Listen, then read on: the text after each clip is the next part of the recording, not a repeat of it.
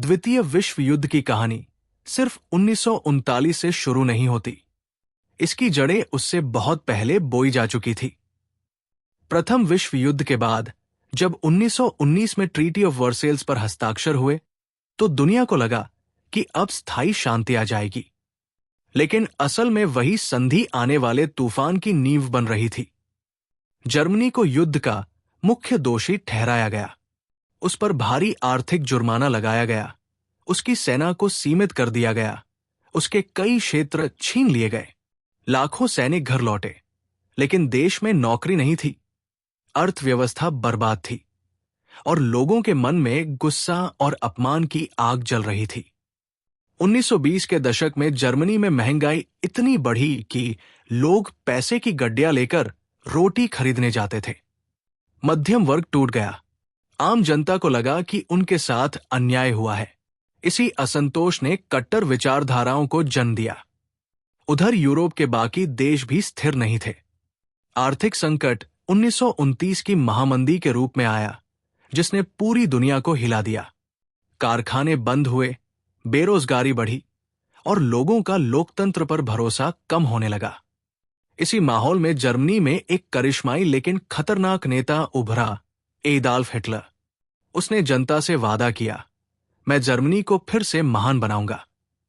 उसने कहा कि देश की हार के पीछे साजिश है और वो बदला लेकर रहेगा। सिर्फ जर्मनी ही नहीं, इटली में भी फांसीवाद का उदय हो चुका था। जापान में सैन्यवादी नेतृत्व एशिया में अपना साम्राज्य फैलाना चाहता था। दुनिया धीरे धीरे दो ध्रुवों में बंटने लगी थी। 1930 के दशक में जर्मनी ने खुलेआम संधि की शर्तें तोड़नी शुरू कर दी। सेना का विस्तार, हथियारों का निर्माण और फिर पड़ोसी देशों पर दबाव। लेकिन ब्रिटेन और फ्रांस ने शुरुआत में इसे रोकने की जगह समझौते करने की कोशिश की। उन्हें लगा शायद शांति बनी रहेगी। लेकिन इतिहास में कुछ पल ऐसे होते हैं जहां समझौता युद्ध को टालता नहीं, बल्कि उसे और निश्चित बना देता है। यूरोप बारूद के ढेर पर बैठा था। बस एक चिंगारी की देर थी। 1 सितंबर 1939 को जर्मनी ने पोलैंड पर हमला कर दिया और उसी दिन द्वितीय विश्व युद्ध की औपचारिक शुरुआत हुई। जर्मनी ने इस हमले के लिए जो रणनीति अपनाई उसे ब्लिट्जक्रिग कहा जाता था, यानी तेज और निर्णायक युद्ध। इसमें टैंक, पैदल सेना और वायु सेना का समन्वय था। जर्मन सेनाएं इतनी तेजी से आगे बढ़ी कि पोलैंड की सेना हतप्रभ रह गई। जर्मनी ने पोलैंड पर हमला करने से पहले अपने पड़ोसी देशों के साथ संधियां की थी, जैसे सोवियत संघ के साथ मोलोटोव-रिबेंट्रॉप पैक्ट, जिससे यह तय हुआ कि पोलैंड को दो हिस्सों में बांट दिया जाएगा। सोवियत सेना ने पूर्वी पोलैंड में प्रवेश किया और पश्चिमी हिस्से पर जर्मनी का कब्जा हो गया। पोलैंड के नागरिकों और सैनिकों के लिए यह हमला अचानक और भीषण था। शहर ध्वस्त हो रहे थे, नागरिक भयभीत थे और लाखों लोग भागने को मजबूर हो गए। जर्मन सेना ने भारी तोपखाने का इस्तेमाल किया और हवाई हमलों से विरोध को दबाया। पोलैंड के कई सैनिक अपनी जान बचाने के लिए पीछे हटते गए, लेकिन बड़ी संख्या में मारे गए या बंदी बने।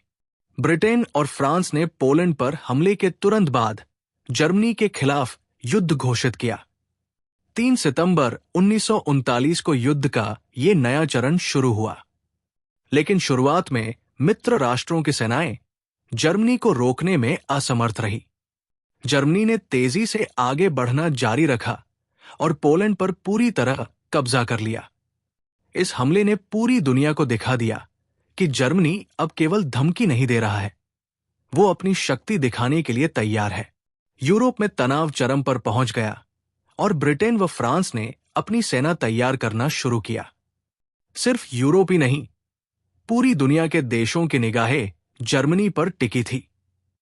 यह हमला युद्ध को महाद्वीपीय स्तर से वैश्विक स्तर तक ले गया। 1939 के अंत तक जर्मनी ने सिर्फ पोलैंड ही नहीं, बल्कि पश्चिमी यूरोप में भी अपनी ताकत दिखाना शुरू कर दी थी। पोलैंड पर कब्जा करने के बाद जर्मनी ने रणनीति बदली और अगले लक्ष्य की योजना बनाई, फ्रांस और स्कैंडिनेविया। जर्मनी ने फ्रांस पर हमला करने से पहले बेल्जियम, नीदरलैंड और लग्जमबर्ग के रास्ते पश्चिमी मोर्चा तैयार किया। इसका मकसद था कि सीधे फ्रांस पर भारी नुकसान पहुंचाए बिना उसके अंदर तक पहुंच जाए। जर्मनी की योजना बेहद चालाक और तेज थी। टैंक, पैदल सेना, वायुसेना का समन्वय, जिसे ब्लिट्जक्रिग कहा जाता था, पूरे यूरोप में पहली बार इतना सफल तरीके से इस्तेमाल किया गया।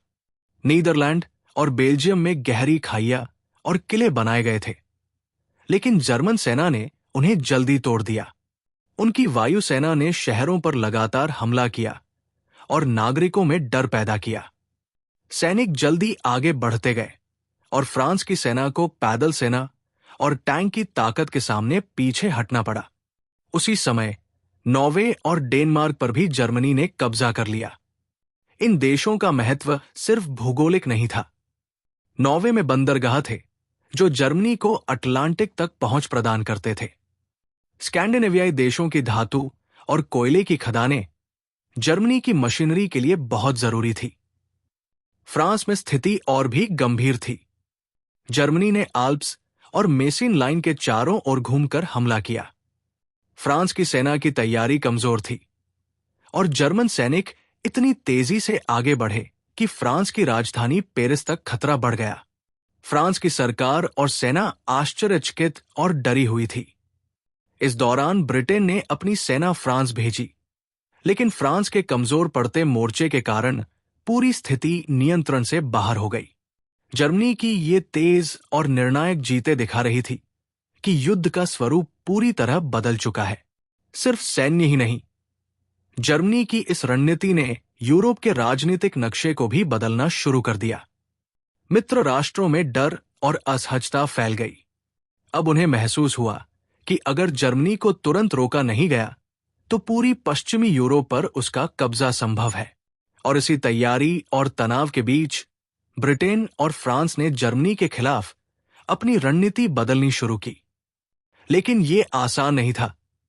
जर्मनी की ताकत, उसकी युद्ध तकनीक और उसके नेतृत्व की कुशलता ने युद्ध की शुरुआत को बेहद खतरनाक बना दिया था। 1940 की शुरुआत में जर्मनी ने अपने पश्चिमी मोर्चे पर अगला बड़ा कदम उठाया। उसका लक्ष्य था ब्रिटेन और फ्रांस को जल्दी और डिसाइसिवली हराना। जर्मनी के पास ब्लिट्जक्रीग की नई रणनीति थी, जो पहले ही पोलैंड और स्कैंडिनेविया में काम आ चुकी थी। टैंक, पैदल सेना और लफ्टवॉफ, वायुसेना का पूर्ण समन्वय इस रणनीति का सबसे अहम हिस्सा था। ब्रिटेन के पास जर्मनी को रोकने के लिए वायुसेना, रॉयल एयरफोर्स और सीमित थल सेना थी। हिटलर ने सोचा, अगर पहले आकाश पर नियंत्रण हासिल कर लिया जाए तो भूमि पर जीत आसान होगी। यही सोच उसे ब्रिटेन के खिलाफ पहली बार पूर्ण एयर बटालियन लगाने के लिए प्रेरित करती है। जुलाई 1940 में शुरू हुई लड़ाई को बैटल ऑफ ब्रिटेन कहा गया। यह पहली बार था जब कोई देश पूरी तरह वायुसेना के माध्यम से अपनी रक्षा कर रहा था। जर्मनी ने लगातार बमबारी शुरू की। हवाई अड्डे, शहर, बंदरगाह और उद्योग सभी निशाने पर थे। ब्रिटेन के लोग और सैनिक भयभीत लेकिन अडिग थे। विंस्टन चर्चिल ने जनता से कहा, हम कभी नहीं झुकेंगे, हमारा देश लड़ता रहेगा। यह वक्त था साहस, रणनीति और तकनीक का मिश्रण।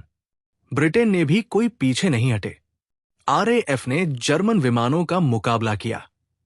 जर्मनों ने सोचा कि जल्दी जीत हासिल होगी, लेकिन ब्रिटिश रडार नेटवर्क, सूझबूझ और पायलटों की हिम्मत ने उन्हें रोक दिया। जर्मनी को अपनी लफ्टवॉफ की भारी हानि उठानी पड़ी। ब्रिटिश सेना ने पूरे देश को बचा लिया। इस लड़ाई का महत्व सिर्फ युद्ध जीतने में नहीं था।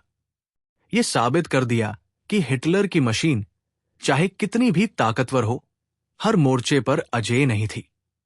ब्रिटेन ने साबित कर दिया कि जर्मनी को सीधे हारना आसान नहीं होगा। साथ ही इस समय हिटलर ने अपनी अगली चाल की तैयारी शुरू कर दी।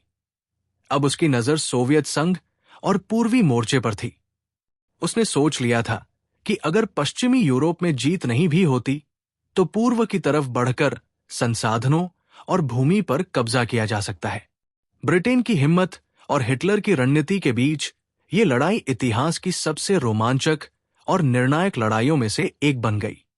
युद्ध अब सिर्फ यूरोप के नक्शे तक सीमित नहीं था, ये पूरी दुनिया की राजनीति, ताकत और भविष्य पर असर डालने वाला था। जैसे ही यूरोप में जर्मनी अपनी ताकत दिखा रहा था, दूसरी तरफ एशिया में जापान अपनी साम्राज्यवादी महत्वाकांक्षा को पूरा करने की तैयारी कर रहा था। जापान के नेता और सैन्य जनरल मान रहे थे कि एशिया में शक्ति हासिल करना आवश्यक है ताकि संसाधनों और तेल की कमी को पूरा किया जा सके।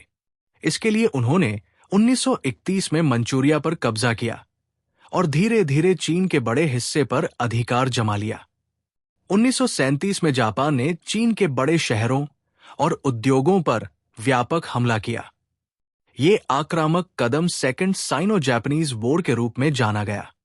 चीन की सेना ने निडरता दिखाई, लेकिन तकनीकी और रणनीतिक कमजोरी के कारण जापान तेजी से आगे बढ़ता गया। शहरों पर बमबारी, रेलवे और बंदरगाहों पर कब्जा और किसानों व नागरिकों पर अत्याचार, ये सब जापान की रणनीति का हिस्सा था। जापानी सैनिकों ने शहरों में डर और आतंक फैलाया। नरसंहार, लूटपाट और बर्बरता आम हो गई। शंघाई और नानजिंग जैसी जगहों पर हुए हमलों ने पूरी दुनिया को हिला दिया। नंजिंग मासकर में लाखों लोगों की हानि हुई। ये एशिया में युद्ध की शुरुआत और उसकी भयावहता का प्रतीक बन गया। जापान की योजना सिर्फ चीन पर कब्जा करना नहीं थी, उसकी नजर दक्षिण पूर्व एशिया और प्रशांत क्षेत्र पर थी। तेल, रबर और अन्य कच्चे माल के लिए उसे इन क्षेत्रों पर नियंत्रण चाहिए था। इसके लिए उसने अमेरिकी और ब्रिटिश व्यापारिक और सैन्य ठिकानों को खतरा माना। यूरोप में जर्मनी की ताकत बढ़ रही थी और एशिया में जापान का विस्तार लगातार बढ़ रहा था। दुनिया धीरे धीरे दो धुरों में बंटती जा रही थी। एक तरफ मित्र राष्ट्र ब्रिटेन, फ्रांस, चीन, अमेरिका और दूसरी तरफ धुरी शक्तियां जर्मनी, इटली, जापान। 1939 से 1940 के इस समय में युद्ध सिर्फ यूरोप या एशिया तक सीमित नहीं रहा, यह वैश्विक संघर्ष की ओर बढ़ चुका था।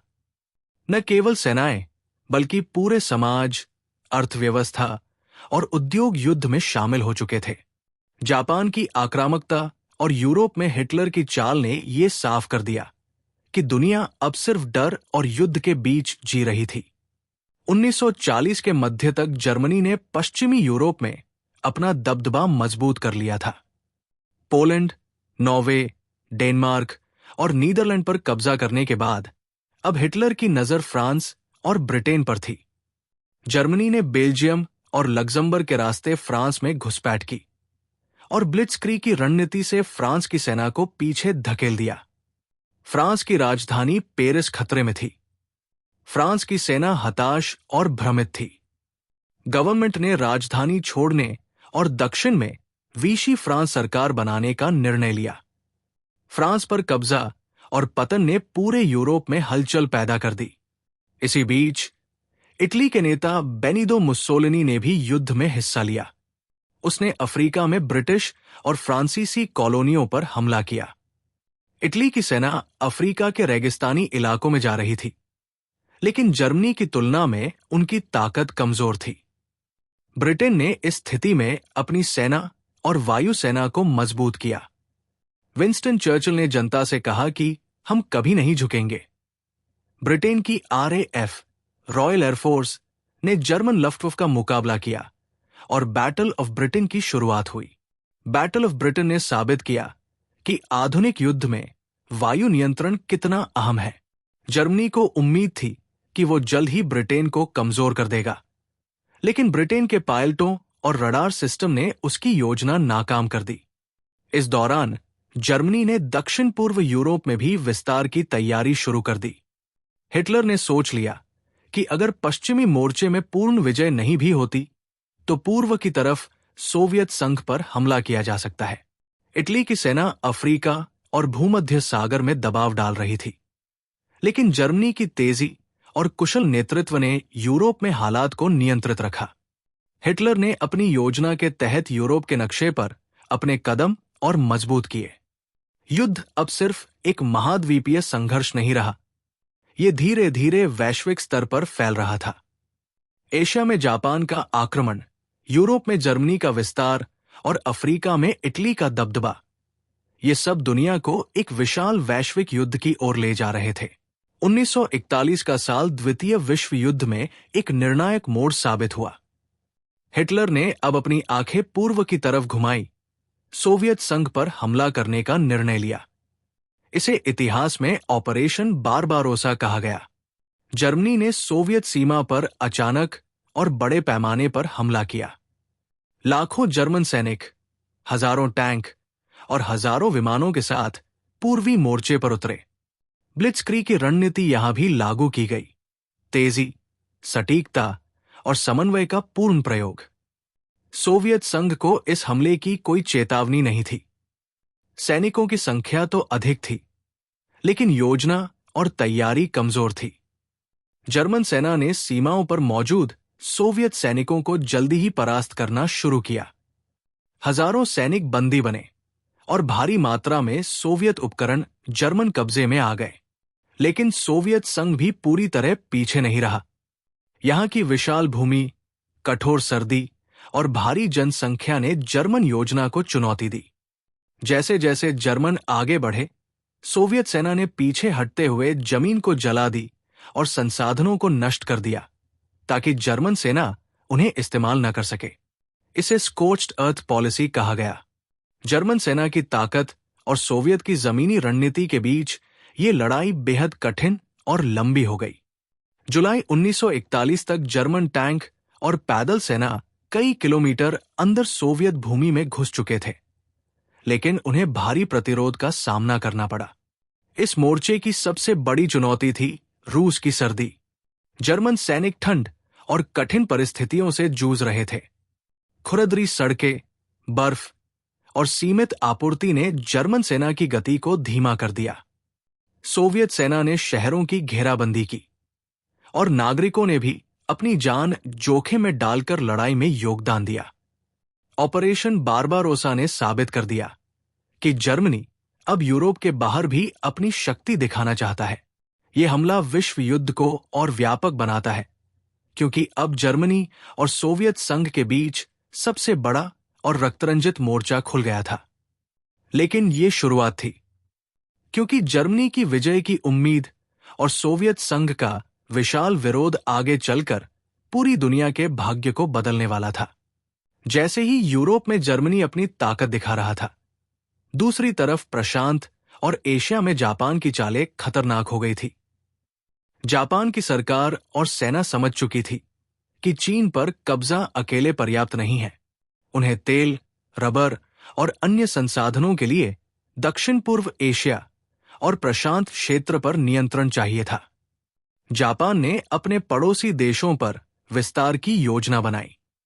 इसके लिए उन्होंने अमेरिकी और ब्रिटिश व्यापारिक और सैन्य ठिकानों को खतरा माना। अमेरिकी बंदरगाहों और नौसैनिक अड्डों पर हमला करने की तैयारी की गई, ताकि अमेरिका की शक्ति को युद्ध शुरू होने से पहले ही कम किया जा सके। 7 दिसंबर 1941 को जापान ने पर्ल हार्बर पर अचानक हमला किया। यह हमला पूरी तरह से अप्रत्याशित था। जापानी विमानों ने अमेरिकी नौसैनिक अड्डे और जहाजों पर बमबारी शुरू कर दी। युद्ध के पहले कुछ ही घंटों में कई बड़े युद्धपोत और विमान नष्ट हो गए। अमेरिकी सैनिक और नागरिक भयभीत और अवाक रह गए। इस हमले ने अमेरिका को युद्ध में प्रवेश करने पर मजबूर किया। राष्ट्रपति फ्रैंकलिन डी रोजवेल्ट ने अगले दिन कांग्रेस से कहा, आज का दिन अमेरिका के लिए काले इतिहास का दिन है। अमेरिका ने तुरंत जापान के खिलाफ युद्ध की घोषणा की।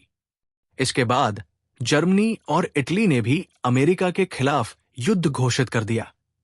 यह घटना द्वितीय विश्व युद्ध को पूरी तरह वैश्विक संघर्ष बना गई। अब युद्ध सिर्फ यूरोप और एशिया तक सीमित नहीं रहा, यह पूरी दुनिया में फैल गया। जापान ने आगे भी एशिया में विस्तार जारी रखा। Philippines, Malaysia, Singapore, Holland's East Indies सभी जापानी हमलों की चपेट में आए।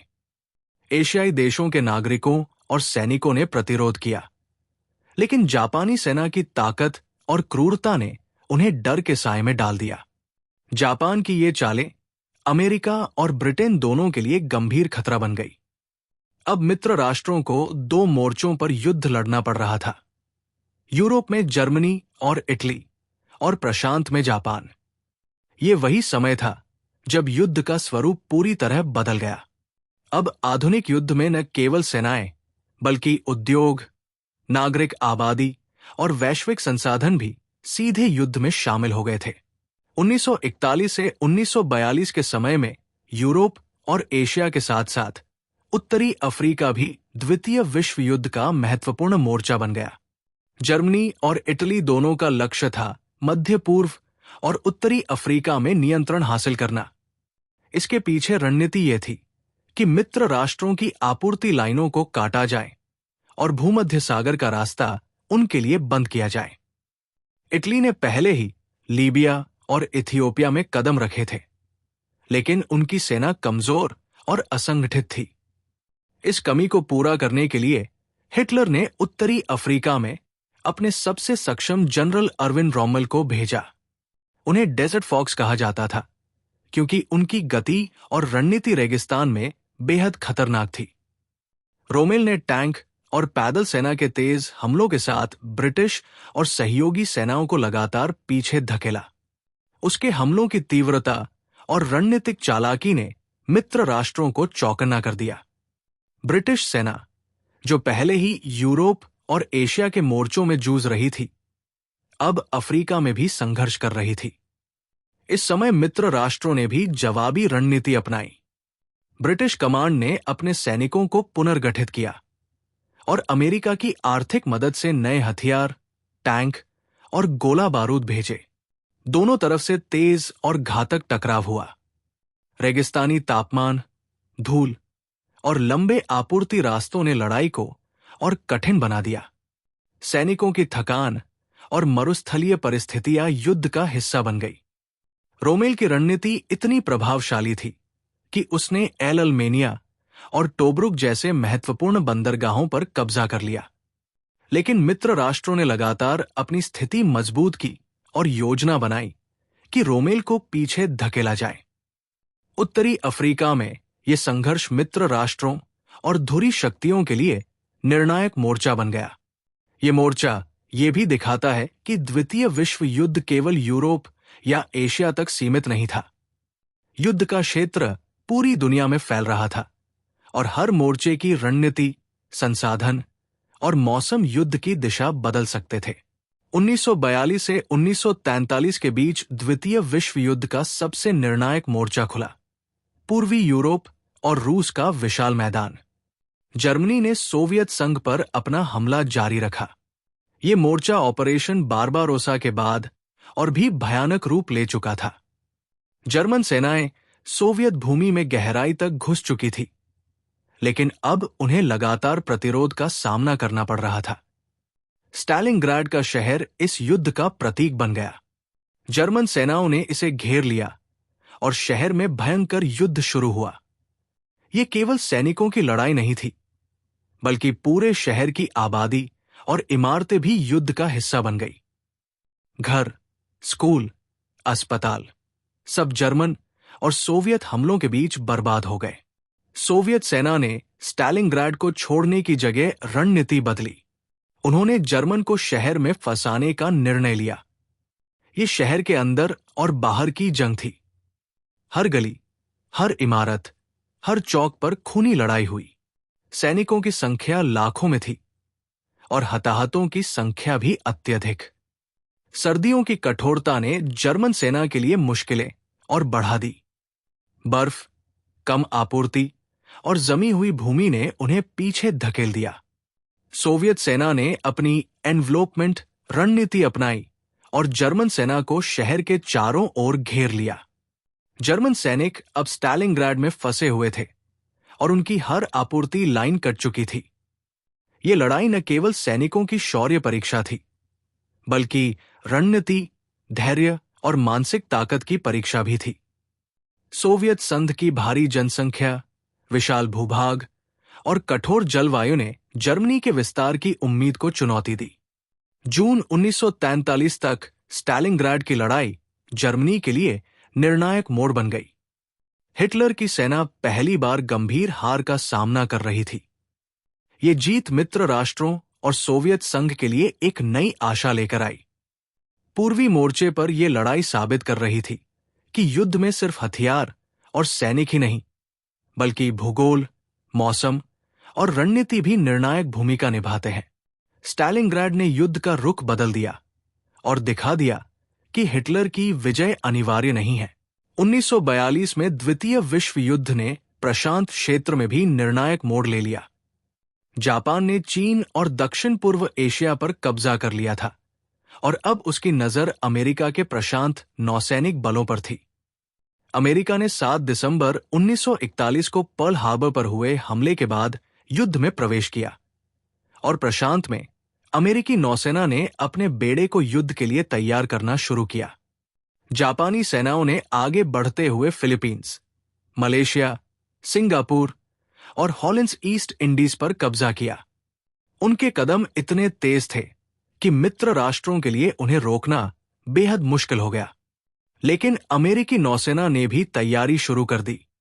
उन्होंने जासूसी, कोड ब्रेकिंग और एयर कैरियर्स का उपयोग कर जापानी सेनाओं को चुनौती देने की योजना बनाई।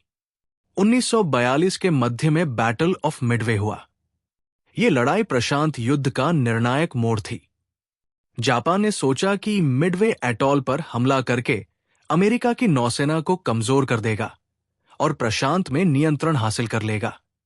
लेकिन अमेरिका ने जर्मन और जापानी कोड्स को तोड़कर इस हमले की सूचना पहले से हासिल कर ली थी। अमेरिकी पायलट और विमान ने जापानी विमानों और वाहनों पर अचानक हमला किया। 4 दिन की भयंकर लड़ाई में जापान ने कई एयरक्राफ्ट और कैरियर्स खो दिए। ये उनकी पहली बड़ी हार थी और प्रशांत में अमेरिकी दबदबा बढ़ने लगा। इस लड़ाई का महत्व सिर्फ सैन्य जीत में नहीं था। मिडवे ने साबित कर दिया कि अमेरिका अब प्रशांत में पूरी ताकत से मुकाबला कर सकता है। जापान की योजना असफल हुई और उनका विस्तार रुक गया। अमेरिका ने अपने आप को प्रशांत क्षेत्र का प्रमुख शक्ति केंद्र साबित कर दिया। मित्र राष्ट्रों और धुरी शक्तियों के बीच युद्ध अब पूरी दुनिया में फैल चुका था। यूरोप में जर्मनी और इटली का दबदबा, अफ्रीका में रोमेल की चालें और प्रशांत में जापान और अमेरिका की टकराहट ये विश्व युद्ध का व्यापक और भयावह स्वरूप बन गया। 1942 से 1943 के समय में उत्तरी अफ्रीका युद्ध का एक महत्वपूर्ण मोर्चा बन गया। यहां जर्मनी और इटली की धुरी शक्तियां मित्र राष्ट्रों के खिलाफ पूरी ताकत से लड़ रही थी। उत्तरी अफ्रीका में स्थित रणनीतिक बंदरगाह, तेल और अन्य संसाधनों के कारण यह मोर्चा बेहद अहम था। इटली की सेना ने पहले ही लीबिया और इथियोपिया में कब्जा जमा लिया था, लेकिन उनकी सैन्य ताकत कमजोर थी। हिटलर ने इस कमी को पूरा करने के लिए अपने सबसे कुशल जनरल अर्विन रोमेल को भेजा। उसे रेगिस्तान का शेर यानी डेजर्ट फॉक्स कहा जाता था, क्योंकि वो रेगिस्तानी युद्ध की रणनीति में माहिर था। रोमेल ने टैंक, पैदल सेना और तोपखाने का तेज और संगठित इस्तेमाल किया। उसकी चालाकी और तेजी ने मित्र राष्ट्रों की सेनाओं को लगातार पीछे धकेला। एल अल्मेनिया और टोब्रुक जैसे महत्वपूर्ण शहरों और बंदरगाहों पर कब्जा कर लिया। इसका मतलब था कि भूमध्य सागर के रास्ते को धुरी शक्तियों के लिए सुरक्षित कर लिया गया। लेकिन मित्र राष्ट्रों ने हार मानने का नाम नहीं लिया। ब्रिटिश कमांड ने अपनी सेनाओं को फिर से संगठित किया। अफ्रीका में नए हथियार और गोला बारूद भेजे गए। अमेरिकी सहायता से सैनिकों की ताकत बढ़ाई गई और रणनीति बनाई गई कि रोमेल को पीछे धकेला जाए। रेगिस्तान का युद्ध अपने आप में अलग था। अत्यधिक तापमान, रेत, धूल और लंबी आपूर्ति लाइनें दोनों पक्षों के लिए चुनौती थी। सैनिक न केवल दुश्मन से बल्कि मौसम और भूगोल से भी जूझ रहे थे।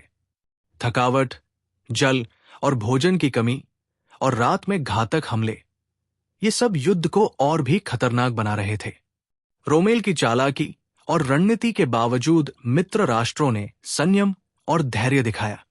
धीरे धीरे ब्रिटिश और अमेरिकी सेनाओं ने जर्मन और इटली की सेना को पीछे धकेलना शुरू किया। एलमेनिया की लड़ाई निर्णायक मोड़ बन गई। इस मोर्चे ने साबित कर दिया कि उत्तरी अफ्रीका में जीत जर्मनी और इटली के लिए आसान नहीं थी। इस समय की लड़ाई ये भी दिखा रही थी कि द्वितीय विश्व युद्ध अब पूरी दुनिया में फैल चुका था। हर मोर्चा यूरोप, अफ्रीका और प्रशांत वैश्विक युद्ध का हिस्सा बन गया। रणनीति, धैर्य, मौसम और भूगोल ये सब युद्ध की दिशा बदल सकते थे। 1942 से 1943 के सर्दियों में पूर्वी मोर्चे पर स्टालिनग्राड की लड़ाई अपने चरम पर पहुंच गई। ये लड़ाई न केवल जर्मनी और सोवियत संघ के लिए बल्कि पूरी दुनिया के युद्ध की दिशा के लिए निर्णायक थी। जर्मनी ने पहले ही सोवियत भूमि में गहरी पकड़ बना ली थी, लेकिन अब उन्हें स्टालिनग्राड में सोवियत सेना का भयंकर प्रतिरोध मिला। जर्मन सैनिकों ने शहर को घेर लिया, हर गली और इमारत पर कब्जा करने की कोशिश की। पैदल सेना, टैंक, तोपखाना और वायुसेना का संपूर्ण समन्वय इस्तेमाल किया गया, लेकिन सोवियत सेना ने पीछे हटने की बजाय हर इंच के लिए लड़ाई की। नागरिकों ने भी हथियार उठाए, घरों और फैक्ट्रियों को किले में बदल दिया और जर्मन सेनाओं को भारी नुकसान पहुंचाया। सर्दियों की कठोरता जर्मनों के लिए सबसे बड़ी चुनौती बन गई। बर्फ और -30 डिग्री सेल्सियस तक तापमान ने सैनिकों की गति और आपूर्ति को बाधित किया। खाने, गर्म कपड़े और गोला बारूद की कमी जर्मन सेना के लिए घातक साबित हो रही थी। वहीं सोवियत सैनिक अपनी जमी हुई भूमि, बड़े जनसांख्यिकीय संसाधन और रणनीति के बल पर लगातार घेराबंदी बढ़ाते गए। सोपोटिक रणनीति के तहत सोवियत सेना ने जर्मनों को शहर के अंदर फंसाया। सप्लाई लाइंस कट गई और जर्मन सैनिक बाहर नहीं निकल पाए। लाखों जर्मन सैनिकों को अंततः आत्मसमर्पण करना पड़ा। स्टालिनग्राड में जर्मनी की ये पहली बड़ी हार थी। इस लड़ाई ने साबित किया कि हिटलर की मशीन अनिवार्य रूप से अजेय नहीं थी। पूर्वी मोर्चे पर यह युद्ध मित्र राष्ट्रों और सोवियत संघ के लिए नई उम्मीद लेकर आया। स्टालिनग्राड की घेराबंदी ने जर्मनी की आक्रामकता को पहली बार ठेस पहुंचाई। युद्ध अब निर्णायक मोड़ पर था। यूरोप में जर्मनी की बढ़ती ताकत रुकने लगी। अफ्रीका में रोमेल की सेना पीछे हट रही थी और प्रशांत में अमेरिका जापान के खिलाफ अपना दबदबा बना रहा था। 1944 का साल द्वितीय विश्व युद्ध में निर्णायक मोड़ लाया। यूरोप में मित्र राष्ट्रों ने पश्चिमी मोर्चे पर जर्मनी के खिलाफ एक भव्य और साहसिक योजना बनाई, डी डे या नॉर्मैंडी इन्वेजन। यह हमला जर्मनी के कब्जे वाले फ्रांस के तट पर किया जाना था। योजना इतनी गोपनीय और जटिल थी कि हिटलर भी इसे पहले नहीं समझ पाया। 6 जून 1944 को हजारों अमेरिकी, ब्रिटिश और कनाडाई सैनिक समुद्र और हवाई हमले के माध्यम से नॉर्मंडी तट पर उतरे। समुद्र में युद्धपोतों, जहाजों और विमानों की भीड़ थी। जर्मनी ने पहले ही समुद्री और तटीय किले बनाए थे, लेकिन मित्र राष्ट्रों की संख्या और तकनीक के सामने उनका विरोध कमजोर पड़ गया। टैंक, पैदल सेना, तोपखाना और एयरफोर्स का संयोजन ऐसा था कि जर्मनी की रक्षा पंक्तियां लगातार टूटती गई। सैनिकों को भारी खतरा और गोलियों की बारिश के बावजूद आगे बढ़ना पड़ा। हर खेत, हर खाई और हर इमारत जंग का हिस्सा बन गई। कई सैनिक घायल हुए, कई मारे गए, लेकिन हिम्मत और रणनीति के बल पर मित्र राष्ट्र धीरे धीरे आगे बढ़ते गए। इस हमले के साथ पश्चिमी मोर्चे पर जर्मनी को दो तरफ से दबाव का सामना करना पड़ा। पूर्व में सोवियत सेना और पश्चिम में मित्र राष्ट्र। जर्मनी की सेनाओं को भारी नुकसान हुआ। शहरों और गांवों की घेराबंदी, पुलों और रेलवे लाइनों पर नियंत्रण, ये सब मित्र राष्ट्रों ने अपने पक्ष में कर लिया। डी डे ने युद्ध की दिशा बदल दी। जर्मनी अब निरंतर 2 मोर्चों पर लड़ रहा था। मित्र राष्ट्रों ने न केवल जमीन पर कब्जा किया, बल्कि हवाई और समुद्री नियंत्रण भी स्थापित किया। जर्मनी के शहरों और उद्योगों पर लगातार बमबारी हुई। इस हमले का सबसे बड़ा महत्व यह था कि मित्र राष्ट्रों ने न केवल फ्रांस को मुक्त किया, बल्कि जर्मनी के अंदर की लड़ाई के लिए भी रास्ता खोल दिया। जर्मनी अब पीछे हटने और अपनी सेनाओं को बचाने की कोशिश कर रहा था। इस समय से युद्ध का स्वरूप और भी वैश्विक और विनाशकारी हो गया। यूरोप में जर्मनी की बढ़ती ताकत धीमी पड़ने लगी। अफ्रीका में रोमेल पीछे हट रहा था और प्रशांत में अमेरिका जापान को चुनौती दे रहा था। 1945 आते आते द्वितीय विश्व युद्ध का आखिरी और सबसे निर्णायक चरण शुरू हुआ। यूरोप में जर्मनी अब पूरी तरह दबाव में था। पूर्व में सोवियत सेना स्टालिनग्राड और अन्य क्षेत्रों में तेजी से आगे बढ़ चुकी थी। पश्चिम में मित्र राष्ट्रों की डी-डे की सफलता ने जर्मनी की सेनाओं को पीछे धकेल दिया। बर्लिन की लड़ाई इस युद्ध का अंतिम और सबसे खतरनाक मोर्चा थी। सोवियत सेना ने बर्लिन की ओर मार्च किया और शहर को चारों ओर से घेर लिया। जर्मन सैनिक और नागरिक दोनों ही डर और भय में थे। शहर की गलियां युद्ध का मैदान बन गई। घर, स्कूल, कारखाने सब जंग का हिस्सा बन गए। हिटलर का आत्मविश्वास टूट रहा था। उन्होंने अपनी राजधानी में बंकर बनाया और वहां से युद्ध का संचालन करने की कोशिश की, लेकिन स्थिति निराशाजनक थी। सोवियत सैनिक तेजी से आगे बढ़ रहे थे और जर्मन सेना की आपूर्ति लाइनें पूरी तरह कट चुकी थी। अप्रैल 1945 में बर्लिन के अंदर और बाहर भयंकर लड़ाई हुई। हर इमारत, हर सड़क, हर गली में सैनिकों की झड़पें चल रही थी। हजारों जर्मन सैनिक मारे गए या बंदी बने। नागरिकों ने भी भागने की कोशिश की, लेकिन शहर में व्यापक विनाश और धमाके लगातार हो रहे थे। 30 अप्रैल 1945 को हिटलर ने बंकर में आत्महत्या कर ली। इससे जर्मनी की सेनाओं का मनोबल और टूट गया। मित्र राष्ट्रों और सोवियत सेनाओं ने बर्लिन पर पूर्ण कब्जा कर लिया। मई 1945 में जर्मनी ने बिना शर्त आत्मसमर्पण कर दिया। इस आत्मसमर्पण ने यूरोप में द्वितीय विश्व युद्ध का अंत घोषित किया। जर्मनी की हार ने साबित कर दिया कि हिटलर की ताकत और ब्लिट्जक्रीग की रणनीति अजेय नहीं थी। युद्ध के दौरान हुई विनाशकारी लड़ाइयों, लाखों सैनिकों और नागरिकों की हताहत, शहरों और उद्योगों का विनाश, ये सब युद्ध की भयावहता को दर्शाते हैं। अब मित्र राष्ट्र यूरोप में शांति स्थापित करने के लिए तैयारी कर रहे थे, लेकिन प्रशांत में जापान अभी भी लड़ाई जारी रख रहा था। 1945 के मध्य तक यूरोप में जर्मनी की हार निश्चित हो चुकी थी, लेकिन प्रशांत में जापान ने अभी भी कड़ा प्रतिरोध किया। अमेरिका ने सोचा कि जापान को युद्ध समाप्त करने के लिए तुरंत प्रभावी कदम उठाना होगा।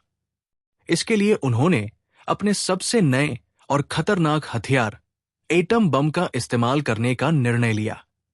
6 अगस्त 1945 को जापान के हिरोशिमा शहर पर पहला बम गिराया गया। विस्फोट इतना भयंकर था कि पूरे शहर में तबाही मच गई। लाखों लोग तुरंत मारे गए या घायलों की संख्या बढ़ने लगी। शहर के अधिकतर भवन और बुनियादी ढांचा बर्बाद हो गए। ये दुनिया के लिए पहली बार था जब परमाणु हथियार का वास्तविक उपयोग देखा गया। 3 दिन बाद 9 अगस्त 1945 को नागासाकी पर दूसरा एटम बम गिराया गया। इससे जापानी जनता और सेना पर भारी साइकोलॉजिकल दबाव पड़ा। हिरोशिमा और नागासाकी की तबाही ने जापान की सेना और सरकार को ये महसूस कराया कि अब और लड़ना व्यर्थ है। 15 अगस्त 1945 को जापान ने बिना शर्त आत्मसमर्पण कर दिया। ये औपचारिक रूप से द्वितीय विश्व युद्ध का अंत था। युद्ध की समाप्ति ने पूरी दुनिया में शांति की नई आशा पैदा की, लेकिन इस युद्ध में हुए विनाश, हताहतों और शहरों की तबाही ने यह भी साबित कर दिया कि आधुनिक युद्ध कितना भयंकर और वैश्विक हो सकता है। द्वितीय विश्व युद्ध ने कुल मिलाकर लगभग 70-85 मिलियन लोगों की जान ली। यूरोप, एशिया, अफ्रीका और प्रशांत के सभी मोर्चों पर बड़े पैमाने पर विनाश हुआ। जर्मनी और जापान की हार ने दुनिया के राजनीतिक नक्शे को पूरी तरह बदल दिया। नई शक्ति संरचनाएं उभरी, संयुक्त राष्ट्र की स्थापना हुई और अमेरिका और सोवियत संघ ने वैश्विक नेतृत्व के लिए कदम बढ़ाया। युद्ध की कहानी यह भी सिखाती है कि तकनीक, रणनीति और राजनीतिक महत्वाकांक्षा जब मिलती है तो ये मानव इतिहास का सबसे विनाशकारी रूप ले सकती है। हिटलर और जापान की गलतियों ने अंततः दुनिया को ये दिखाया कि अत्यधिक आक्रामकता और वैश्विक विस्तार की महत्वाकांक्षा हमेशा सफल नहीं होती। यहां युद्ध की पूरी कहानी समाप्त होती है। यूरोप से एशिया तक, स्टालिनग्राद से हिरोशिमा तक, युद्ध की भयावहता, वीरता, रणनीति और इतिहास में हमेशा याद रहने वाला एक कालखंड। 1941 से 1942 में युद्ध की दुनिया पूरी तरह बदल गई। पूर्वी मोर्चे पर जर्मनी ने सोवियत संघ पर हमला किया। पश्चिम में मित्र राष्ट्रों ने नॉर्मंडी और उत्तरी अफ्रीका में अपना दबदबा बनाया और प्रशांत में जापान ने तेजी से विस्तार किया। इस समय युद्ध का स्वरूप वैश्विक और बहुआयामी बन चुका था। पूर्वी मोर्चे पर सोवियत सेना ने जर्मन सैनिकों को लगातार पीछे धकेलना शुरू किया। स्टालिनग्राड के बाद जर्मनी की थल सेना कमजोर और थकी हुई थी। सोवियत जनरल्स ने शहरों और गांवों को किलेबंदी के रूप में इस्तेमाल किया और पीछे हटते हुए जर्मन सेना को फंसा दिया। भारी सर्दी और आपूर्ति की कमी ने जर्मन सैनिकों की स्थिति और कठिन बना दी। इस समय मित्र राष्ट्रों ने उत्तरी अफ्रीका में रोमेल की सेना के खिलाफ निर्णायक रणनीति अपनाई। ब्रिटिश और अमेरिकी सेनाओं ने एलमेनिया में नया हमला शुरू किया और रोमेल को पीछे धकेला। रेगिस्तान में भारी तापमान और रेत ने दोनों पक्षों के लिए लड़ाई और भी कठिन बना दी। प्रशांत में अमेरिका ने जापान को रोकने के लिए अपने नौसैनिक और हवाई बलों का इस्तेमाल बढ़ाया। मिडवे की जीत ने जापान के विस्तार को रोका और अमेरिका ने सक्रिय रूप से फिलीपींस और मलेशिया पर नियंत्रण के लिए अभियान शुरू किया। 1942 के अंत तक यह स्पष्ट हो गया कि युद्ध अब केवल एक महाद्वीपीय संघर्ष नहीं रहा। यूरोप, अफ्रीका और एशिया में युद्ध के मोर्चे पूरी दुनिया को प्रभावित कर रहे थे। सैनिकों के अलावा नागरिक आबादी, उद्योग और संसाधनों की आपूर्ति युद्ध का हिस्सा बन गई। इस समय युद्ध की रणनीति और तकनीक ने नई दिशा ली। जासूसी, कोड ब्रेकिंग, एयर स्ट्राइक और गुप्त ऑपरेशन युद्ध का अहम हिस्सा बन गए। मित्र राष्ट्रों और धुरी शक्तियों के बीच ताकत और रणनीति का संतुलन लगातार बदल रहा था। 1943 से 1944 के बीच यूरोप में मित्र राष्ट्रों ने जर्मनी पर लगातार दबाव बढ़ाया। पश्चिमी मोर्चे पर नॉर्मंडी इन्वेजन ने फ्रांस में जर्मनी की पकड़ कमजोर कर दी थी और पूर्व में सोवियत सेना तेजी से आगे बढ़ रही थी। जर्मनी के शहरों पर लगातार वायु हमले और बमबारी हुई। हवाई हमलों ने नागरिक जीवन को पूरी तरह प्रभावित किया। लोग बंकरों और भूमिगत आश्रयों में जी रहे थे। स्कूल, अस्पताल और घर बर्बाद हो रहे थे। ब्रिटेन और अमेरिका की एयरफोर्स ने जर्मनी के महत्वपूर्ण औद्योगिक केंद्र जैसे ड्रेसडेन, कोलोन और हेम्फ की बमबारी की। यह सिर्फ सैन्य हमला नहीं था, बल्कि जर्मनी की युद्ध क्षमता को कमजोर करने और उसकी मनोबल तोड़ने का रणनीतिक कदम था। हजारों नागरिक मारे गए, लेकिन मित्र राष्ट्रों ने इसे युद्ध की अनिवार्य आवश्यकता बताया। पूर्व में सोवियत सेना ने लगातार जर्मन कब्जे वाले क्षेत्रों पर आक्रमण किया। उनकी रणनीति में भारी जनसंख्या, कठोर मौसम और विशाल भूभाग का लाभ लिया गया। शहरों और गांवों की घेराबंदी करके जर्मन सेना को पीछे धकेला गया। स्टालिनग्राड और कर्स्क की लड़ाइयों ने जर्मन सेना की ताकत और मानसिक स्थिति पर बड़ा असर डाला। इस समय युद्ध का स्वरूप पूरी दुनिया के लिए स्पष्ट हो गया। जर्मनी हर मोर्चे पर दबाव में था। नागरिकों का जीवन कठिन था। खाद्य और ईंधन की कमी ने लोगों को और भी मुश्किल में डाल दिया। स्कूल बंद, उद्योग ठप और रोजमर्रा की जिंदगी खतरे में थी। मित्र राष्ट्रों ने रणनीति में संयम और धैर्य दिखाया।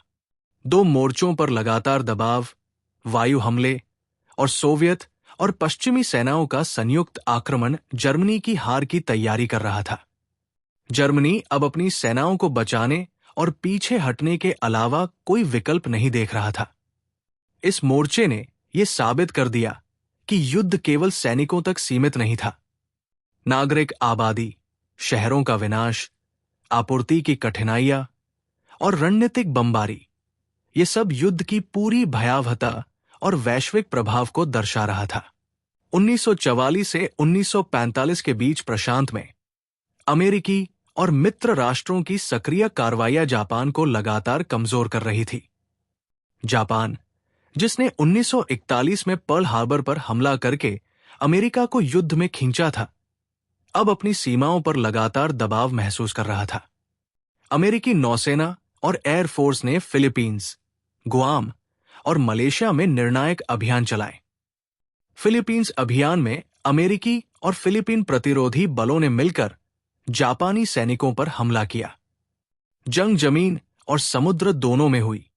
अमेरिकी टैंकों और हवाई हमलों ने जापानी ठिकानों को निशाना बनाया। जापानी सैनिकों ने अंतिम दम तक लड़ाई की, लेकिन अमेरिकी रणनीति, आधुनिक हथियार और भारी संख्या के कारण उन्हें पीछे हटना पड़ा। जापानी शहरों और बंदरगाहों पर लगातार हवाई हमले हुए। नागरिक आबादी इस दौरान सबसे अधिक प्रभावित हुई। बमबारी, खाद्य और ईंधन की कमी और सैनिकों की हरकतों ने लोगों का जीवन कठिन कर दिया। कई जगहों पर जापानी सेना ने नागरिकों को ढाल के रूप में इस्तेमाल किया, जिससे युद्ध की क्रूरता और बढ़ गई। इस समय अमेरिका ने अपने बेड़े और एयर कैरियर्स का इस्तेमाल कर जापानी नौसेना को कमजोर किया। मिडवे और अन्य छोटी लड़ाइयों में जापानी नौसैनिक शक्ति कम हो गई। अमेरिकी फौज ने धीरे धीरे प्रशांत के द्वीपों को मुक्त किया और जापान को अपने द्वीपों तक सीमित कर दिया। 1945 के मध्य तक जापान अब पूरी तरह युद्ध में दबाव में था। उनके पास संसाधन सीमित थे, सैनिक थक चुके थे और नागरिक आबादी भारी संकट में थी। अमेरिका ने युद्ध को तेज करने के लिए एटम बम पर काम तेज किया, जो अंततः हिरोशिमा और नागासाकी में गिराया गया। इस मोर्चे ने यह स्पष्ट कर दिया कि प्रशांत में अमेरिका और मित्र राष्ट्रों की योजना कितनी प्रभावी थी। जापान की आक्रामकता और विस्तार की महत्वाकांक्षा अब युद्ध में हार का सामना कर रही थी। 1945 के मध्य तक यूरोप में जर्मनी की हार तय हो चुकी थी, लेकिन प्रशांत में जापान अब भी प्रतिरोध कर रहा था। अमेरिका ने जापान को युद्ध समाप्त करने के लिए निर्णायक कदम उठाया। जुलाई 1945 में अमेरिका ने जापान के खिलाफ एटम बम का इस्तेमाल करने का अंतिम निर्णय लिया।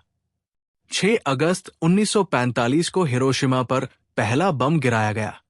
विस्फोट इतना भयानक था कि शहर पूरी तरह तबाह हो गया। लाखों लोग तुरंत मारे गए, कई घायल हुए और वातावरण में रेडियो एक्टिव फॉलआउट फैल गया। 3 दिन बाद 9 अगस्त 1945 को नागासाकी पर दूसरा बम गिराया गया। जापानी सेना और सरकार पर भारी मनोवैज्ञानिक दबाव पड़ा। इन घटनाओं ने जापान को यह महसूस कराया कि अब और लड़ाई व्यर्थ है। 15 अगस्त 1945 को जापान ने बिना शर्त आत्मसमर्पण कर दिया। यह औपचारिक रूप से द्वितीय विश्व युद्ध का अंत था। युद्ध ने लगभग 70-85 मिलियन लोगों की जान ली। यूरोप, एशिया, अफ्रीका और प्रशांत में बड़े पैमाने पर विनाश हुआ। जर्मनी और जापान की हार ने दुनिया के राजनीतिक नक्शे को बदल दिया। संयुक्त राष्ट्र की स्थापना हुई और अमेरिका व सोवियत संघ ने वैश्विक नेतृत्व के लिए कदम बढ़ाया। इस युद्ध ने यह भी दिखाया कि तकनीक, रणनीति और राजनीतिक महत्वाकांक्षा मिलकर मानव इतिहास का सबसे विनाशकारी रूप ले सकती है। ब्लिट्जक्रीग, एयर स्ट्राइक और परमाणु हथियार जैसे आधुनिक हथियारों ने युद्ध के स्वरूप को हमेशा के लिए बदल दिया। युद्ध का सबसे बड़ा सबक यह था कि अत्यधिक आक्रामकता और विश्व विजय की महत्वाकांक्षा हमेशा सफल नहीं होती। हिटलर और जापान की गलतियों ने दुनिया को दिखा दिया कि शक्ति और सामरिक चालाकी के बावजूद विनाश और हार अनिवार्य है। द्वितीय विश्व युद्ध का ये इतिहास यूरोप से एशिया तक, स्टालिनग्राद से हिरोशिमा तक, युद्ध की भयावहता, रणनीति, वीरता और मानवता की सीमाओं का प्रतीक बन गया।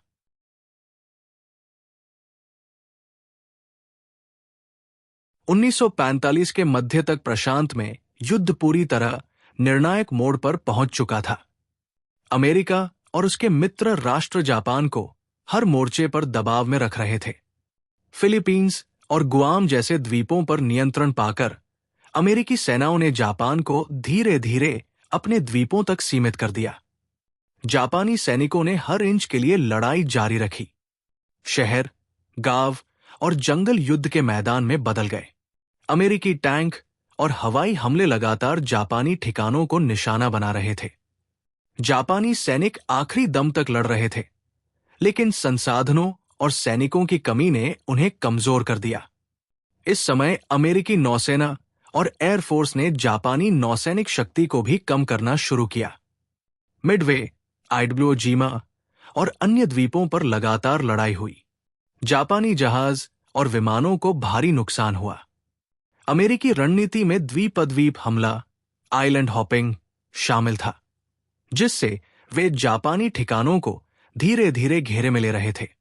नागासाकी और हिरोशिमा पर एटम बम गिराने की योजना इसी समय पर अंतिम रूप ले रही थी। जापान पर मानसिक और सैन्य दबाव बढ़ रहा था। नागरिक आबादी भी भारी संकट में थी। खाद्य और ईंधन की कमी, शहरों की बर्बादी और निरंतर बमबारी ने उनके जीवन को असहनीय बना दिया। ये मोर्चा दिखा रहा था कि द्वितीय विश्व युद्ध केवल यूरोप तक सीमित नहीं रहा। प्रशांत में भी आधुनिक हथियार, रणनीति और वैश्विक दबाव ने युद्ध का स्वरूप पूरी तरह बदल दिया। अमेरिकी सेना की योजनाबद्ध चाल, जापान की आखिरी कोशिशें और द्वीपों की लड़ाई ने प्रशांत युद्ध का चरित्र तय किया।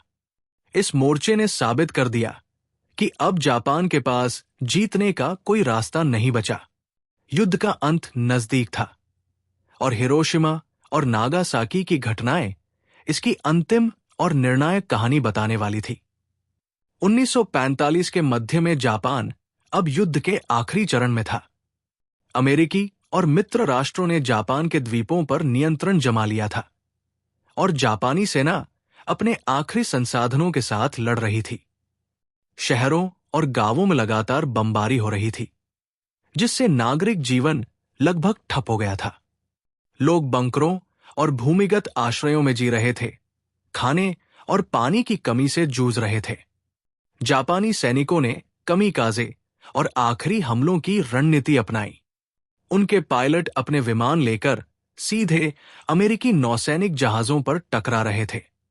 यह रणनीति बेहद आत्मघाती थी, लेकिन जापान के लिए आखिरी उम्मीद थी। अमेरिकी नौसेना और एयरफोर्स ने हर हमले का जवाब दिया और जापानीज एयर कैरियर्स और जहाज लगातार डूबते गए। आंतरिक रूप से जापानी सरकार और सेना में तनाव बढ़ गया। शहरों और बंदरगाहों की लगातार बमबारी ने नागरिक और सैनिक दोनों का मनोबल तोड़ दिया। शहरों की बर्बादी, खाद्य और ईंधन की कमी ने लोगों की जीवन शक्ति घटा दी। युद्ध अब केवल लड़ाई नहीं, बल्कि जीवन और मृत्यु का संघर्ष बन गया था। इस समय अमेरिका ने एटम बम के इस्तेमाल की अंतिम तैयारी पूरी कर ली थी। हिरोशिमा और नागासाकी पर बम गिराने की योजना जापान के खिलाफ निर्णायक और अंतिम कदम के रूप में तैयार की गई थी। जापानी सेना अब खुद को बचाने की कोशिश कर रही थी, लेकिन वैश्विक दबाव और तकनीकी शक्ति के आगे उनकी हर कोशिश विफल हो रही थी। इस मोर्चे ने स्पष्ट कर दिया कि प्रशांत युद्ध में अमेरिका की रणनीति निर्णायक थी। जापान के सैनिक आखिरी दम तक लड़ रहे थे, लेकिन संसाधनों और तकनीक की कमी ने उनके खिलाफ लड़ाई आसान बना दी थी। नागरिक जीवन युद्ध की सबसे बड़ी कीमत चुका रहा था। 6 अगस्त 1945 को दुनिया ने पहली बार परमाणु हथियार की भयावह ताकत देखी। अमेरिका ने जापान के हिरोशिमा शहर पर एटम बम गिराया। विस्फोट इतना भयानक था कि पूरा शहर क्षणों में ध्वस्त हो गया। आकाश में भयंकर आग और धुआं फैल गया और हवा में रेडियो एक्टिव फॉलआउट ने शहर और आसपास के इलाके को जहरीला बना दिया। शहर के अधिकांश लोग तुरंत मारे गए। अस्पताल, स्कूल, घर और कारखाने बर्बाद हो गए। कई लोग घायलों के साथ जल गए या रेडियो एक्टिव विकिरण से बीमार पड़ गए। हिरोशिमा के नागरिकों ने पहली बार यह महसूस किया कि युद्ध अब पूरी तरह आधुनिक और विनाशकारी हथियारों से बदल गया है। जापानी सेना और सरकार इस हमले से स्तब्ध रह गई। उनका मनोबल टूट गया और वे समझ गए कि अब और लंबी लड़ाई व्यर्थ है। इसके बावजूद कुछ सैनिक और अधिकारी अंतिम दम तक लड़ते रहे, लेकिन हिरोशिमा की तबाही ने युद्ध की दिशा पूरी तरह बदल दी। यह हमला केवल सैन्य दृष्टि से ही नहीं, बल्कि रणनीतिक और मनोवैज्ञानिक दृष्टि से भी निर्णायक था। अमेरिका ने यह दिखा दिया कि जापान पर पूरी ताकत से हमला किया जा सकता है और अब जीतने की कोई राह नहीं बची। हिरोशिमा पर बमबारी ने पूरे विश्व को चेतावनी दी कि परमाणु हथियार आधुनिक युद्ध में सबसे खतरनाक हथियार है। इसने युद्ध के स्वरूप और मानवता की सीमाओं को पूरी तरह बदल दिया। 9 अगस्त 1945 को हिरोशिमा के बाद अमेरिका ने जापान के नागासाकी शहर पर दूसरा परमाणु बम गिराया। यह हमला पहले वाले से भी भयंकर था। विस्फोट के तुरंत बाद शहर का अधिकांश हिस्सा ध्वस्त हो गया। आग की लपटें, धुआं और रेडियो एक्टिव विकिरण ने नागासाकी के लोगों का जीवन पूरी तरह तबाह कर दिया। लाखों लोग तुरंत मारे गए और हजारों घायल हुए। अस्पताल और बचाव केंद्र भी बमबारी में बर्बाद हो गए। जिन लोगों ने बचने की कोशिश की, वे भी रेडियो एक्टिव विकिरण और आग की लपटों से नहीं बच पाए।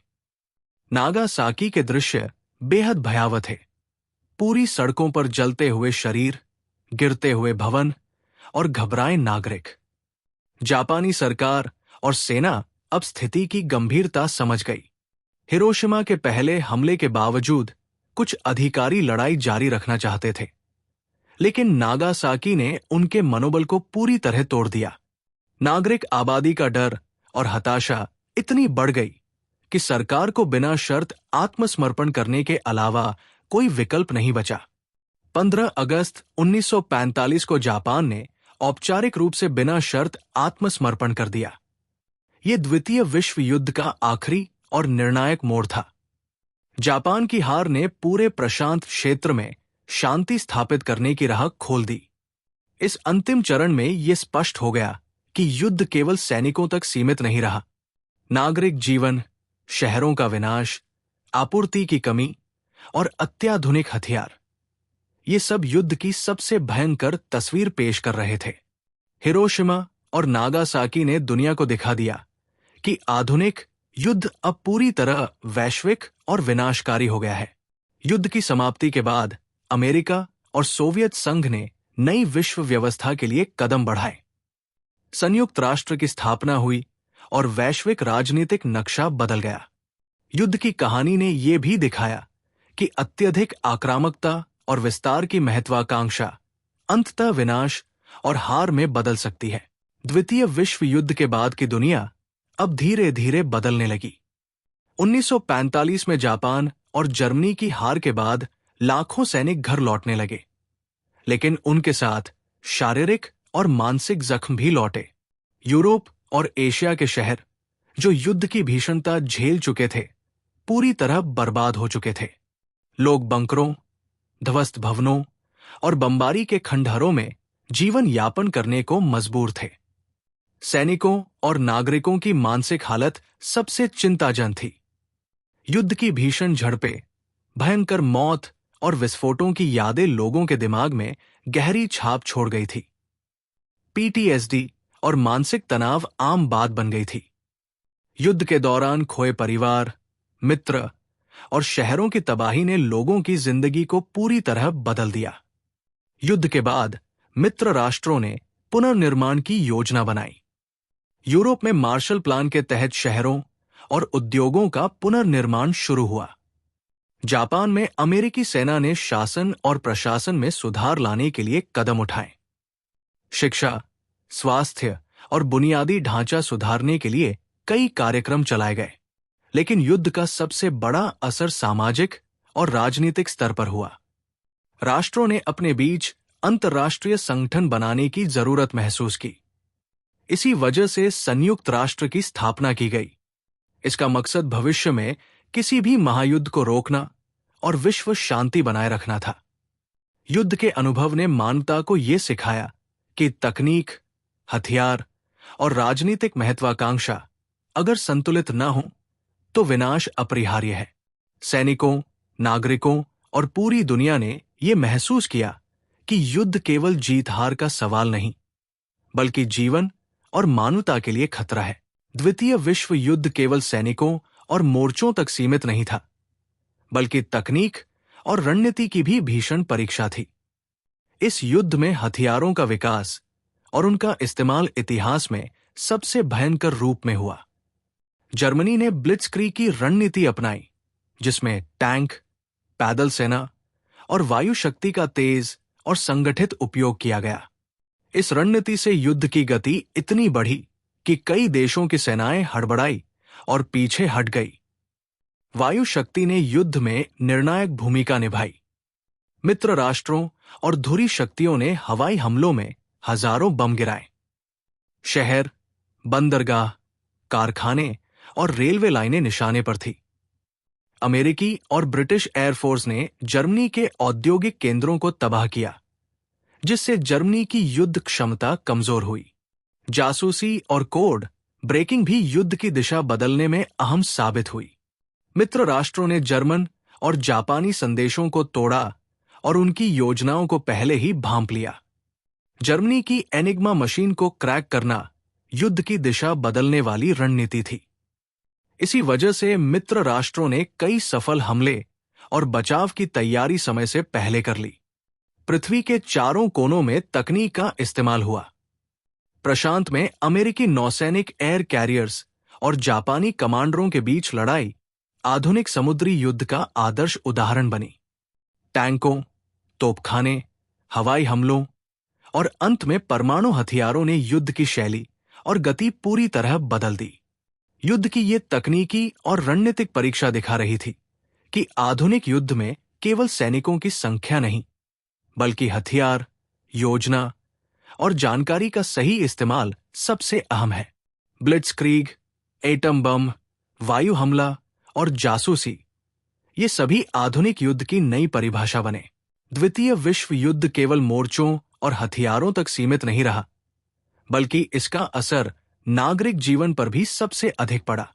यूरोप और एशिया के शहर युद्ध के मैदान बन गए थे।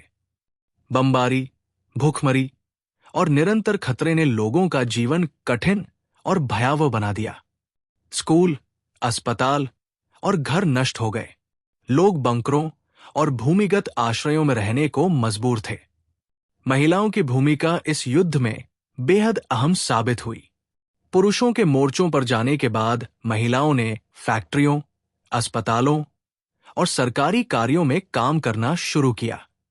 वे हथियार बनाने, घायलों की देखभाल करने और प्रशासनिक काम संभालने लगी। अमेरिका में रोजी द रिवेटर जैसी महिलाओं की छवि ने दिखाया कि युद्ध में महिलाओं का योगदान कितना महत्वपूर्ण था।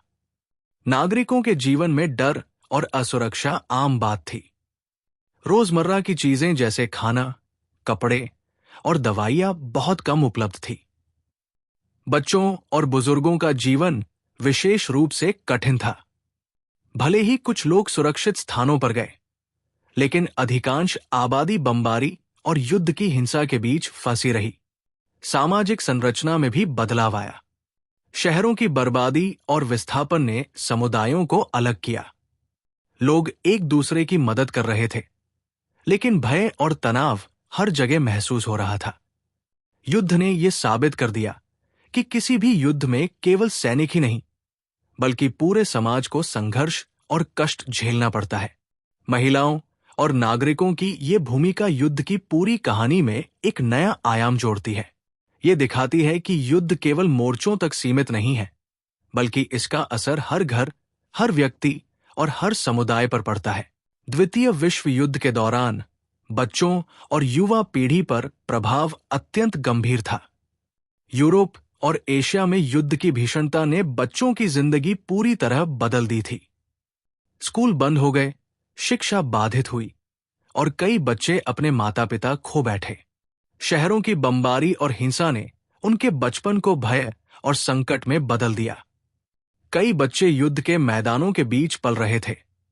उन्हें भोजन और सुरक्षित रहने के साधन नहीं मिल रहे थे। शरणार्थी शिविरों में भीड़-भाड़ और असुविधाएं आम थी। कई बच्चों ने परिवारों के बिना ही जीवित रहने के लिए संघर्ष किया। युद्ध ने बच्चों में मानसिक तनाव और डर पैदा किया। पीटीएसडी जैसी मानसिक स्थितियां युद्ध से प्रभावित बच्चों में आम हो गई। युवा पीढ़ी को सेना और युद्ध में भी शामिल किया गया। जर्मनी और जापान ने कुछ बच्चों और किशोरों को सैनिक प्रशिक्षण और कमांडर के रूप में इस्तेमाल किया। ये युवा अपने बचपन को छोड़कर युद्ध के खतरों में फंसे रहे। मित्र राष्ट्रों के क्षेत्रों में भी युवा लोगों को युद्ध प्रयासों में सहयोग के लिए जुटाया गया। महिलाएं और बच्चे मिलकर खाना बनाना, चिकित्सा सहायता और सामुदायिक कामों में शामिल हुए। शिक्षा और सामाजिक गतिविधियां लगभग बंद हो गई। बच्चों के लिए खेल, मित्रता और सामान्य जीवन केवल यादों तक सीमित रह गए। युद्ध ने पूरी पीढ़ी के विकास, मानसिक स्थिति और सामाजिक जीवन को गहराई से प्रभावित किया। इससे स्पष्ट हुआ कि युद्ध केवल सैनिकों का संघर्ष नहीं है, बल्कि ये पूरी पीढ़ी, सामाजिक संरचना और भविष्य को प्रभावित करता है। बच्चों और युवाओं की ये पीढ़ी उन भयावह परिस्थितियों में भी जीवित रहने और लड़ने की कोशिश कर रही थी। द्वितीय विश्व युद्ध में तकनीकी प्रयोग और आधुनिक हथियारों का उपयोग इतिहास में सबसे भयंकर रूप में हुआ। युद्ध के दौरान टैंक, तोपखाने, हवाई हमले और नौसैनिक युद्ध ने युद्ध के स्वरूप को पूरी तरह बदल दिया। जर्मनी ने ब्लिट्जक्रीग रणनीति के तहत टैंक और पैदल सेना का तेज और संगठित उपयोग किया, जिससे विरोधी सेनाओं को जल्दी और भारी नुकसान हुआ। हवाई हमले युद्ध की सबसे निर्णायक तकनीक बने। मित्र राष्ट्रों और धुरी शक्तियों ने शहरों, बंदरगाहों और औद्योगिक केंद्रों को निशाना बनाया। अमेरिकी और ब्रिटिश एयरफोर्स ने जर्मनी के औद्योगिक शहरों को लगातार बमबारी के माध्यम से कमजोर किया। जापान के द्वीपों पर भी अमेरिकी हवाई हमलों ने उनकी आपूर्ति और सैनिक शक्ति को नष्ट कर दिया। नौसैनिक युद्ध में भी तकनीक ने निर्णायक भूमिका निभाई। अमेरिकी और जापानी नौसेनाओं के कैरियर कैरियर बेस्ड युद्ध, यू-बोट हमला और समुद्री ब्लॉकड ने युद्ध की दिशा तय की। प्रशांत में अमेरिकी नौसैनिक कैरियर और युद्धपोतों ने जापानी जहाजों को तेजी से समाप्त किया।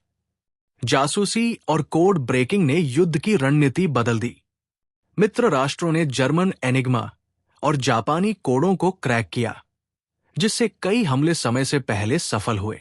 इसने ये साबित किया कि तकनीक, सूचना और रणनीति का सही मिश्रण ही आधुनिक युद्ध में निर्णायक होता है। इस सेक्शन ने स्पष्ट कर दिया कि द्वितीय विश्व युद्ध केवल सैनिकों का संघर्ष नहीं था, बल्कि आधुनिक हथियार, रणनीति और सूचना का मुकाबला भी युद्ध की सबसे बड़ी विशेषता बन गया। 1944 से 1945 के बीच द्वितीय विश्व युद्ध अपने अंतिम चरण में था। यूरोप में मित्र राष्ट्रों और धुरी शक्तियों के बीच निर्णायक टकराव हो रहा था। पश्चिमी मोर्चे पर नॉर्मंडी लैंडिंग, डी-डे ने जर्मनी के खिलाफ निर्णायक मोर्चा खोला। 6 जून 1944 को हजारों अमेरिकी, ब्रिटिश और कैनेडियन सैनिक फ्रांस के समुद्र तटों पर उतरे। सैनिकों ने समुद्र की लहरों, जर्मन गोलीबारी और माइनफील्ड्स को पार किया और तेजी से आगे बढ़ना शुरू किया। इस समय जर्मनी की सेना कमजोर और थकी हुई थी। टैंकों और पैदल सेना के बावजूद ब्लिट्जक्रीग की तेज रणनीति अब काम नहीं कर रही थी। मित्र राष्ट्रों ने लगातार बमबारी और तोपखाने का इस्तेमाल करके जर्मन आपूर्ति लाइन को काट दिया। शहरों और गांवों में नागरिकों की स्थिति भयावह हो गई। लोग बंकरों और भूमिगत आश्रयों में छिपे थे और हर दिन उन्हें मौत का खतरा महसूस हो रहा था। पूर्वी मोर्चे पर सोवियत सेना लगातार आगे बढ़ रही थी। स्टालिनग्राड, कर्स्क और अन्य बड़े शहरों की लड़ाई ने जर्मन सेना की ताकत को लगातार कमजोर किया।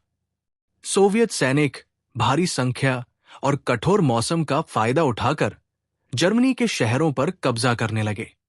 युद्ध की ये जंग केवल सैनिकों की नहीं, बल्कि रणनीति, मनोबल और संसाधनों की भी परीक्षा बन गई थी। नौसैनिक और वायु शक्ति भी निर्णायक थी। मित्र राष्ट्रों की वायुसेना ने जर्मनी और जापान के शहरों और बंदरगाहों को लगातार निशाना बनाया। अमेरिकी और ब्रिटिश कैरियर बेस्ड नौसेना ने प्रशांत में जापानी नौसैनिक शक्ति को नष्ट कर दिया। युद्ध की गति अब तकनीक, रणनीति और मनोवैज्ञानिक दबाव पर निर्भर थी। इस समय युद्ध का हर मोर्चा अत्यंत हिंसक और विनाशकारी था। शहरों का विनाश, नागरिकों की मौत, सैनिकों की थकावट और मानसिक दबाव ने युद्ध की भीषणता को चरम पर पहुंचा दिया। यूरोप में मित्र राष्ट्रों की जीत लगभग तय हो गई थी और प्रशांत में जापान की हालत लगातार बिगड़ रही थी।